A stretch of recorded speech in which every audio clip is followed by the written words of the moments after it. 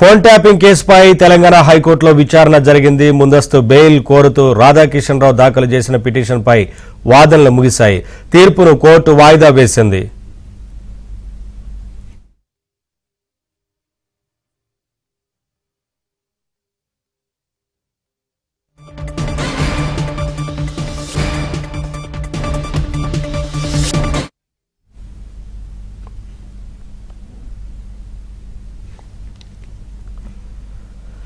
Phone tapping కేసుపై తెలంగాణ హైకోర్టులో విచారణ జరిగింది. ముందస్తు బెయిల్ కోరుతూ రాధాకిషన్ రావు దాఖలు చేసిన పిటిషన్పై వాదనలు ముగిశాయి. తీర్పును కోర్టు వాయిదా వేసింది. అప్డేట్స్ మా కరెస్పాండెంట్ ప్రవీణ్ అడిగి తెలుసుకుందాం. ప్రవీణ్, ముందస్తు బెయిల్ పిటిషన్ కు సంబంధించి తీర్పును కోర్టు వాయిదా వేసినట్లు తెలుస్తా ఉంది కదా, ఏంటి వివరాలు?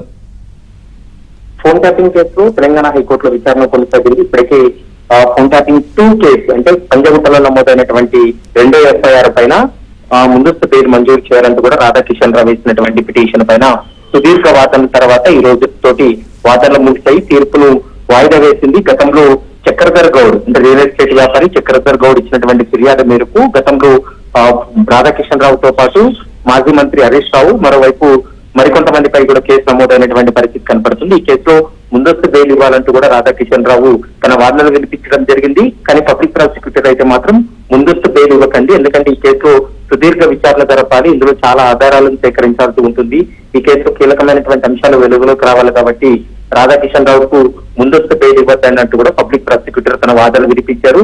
ఇరు వాదనలు విన్నటువంటి కోర్టు తీర్పునైతే వాయిదా వేసింది. తీర్పు ఎలా ఇవ్వబోతుంది అనేది మాత్రం చూడాలి. ఇప్పటికే మొదటి ఎఫ్ఐఆర్ లో ఫోన్ ట్యాపింగ్ కేసు మొదటి ఎఫ్ఐఆర్ లో జ్యుడిషియల్ రిమాండ్ నుంచి కొద్ది రోజుల క్రితమే బెయిల్ పై బయటకు వచ్చినటువంటి రాధాకిషన్ రావు రెండో కేసుకు సంబంధించి తనకు ముందస్తు బెయిల్ ఇవ్వాలంటూ కూడా హైకోర్టును ఆశ్రయించడంతో ఈ రోజు పూర్తి స్థాయి వాదనలు కూడా కొనసాగాయి. మరి కోర్టు ఎలాంటి నిర్ణయం తీసుకోబోతుంది అనేది మాత్రం చూడాల్సినటువంటి అవసరం ఉంటుంది. Ravi, thank you Praveen, thanks for the updates.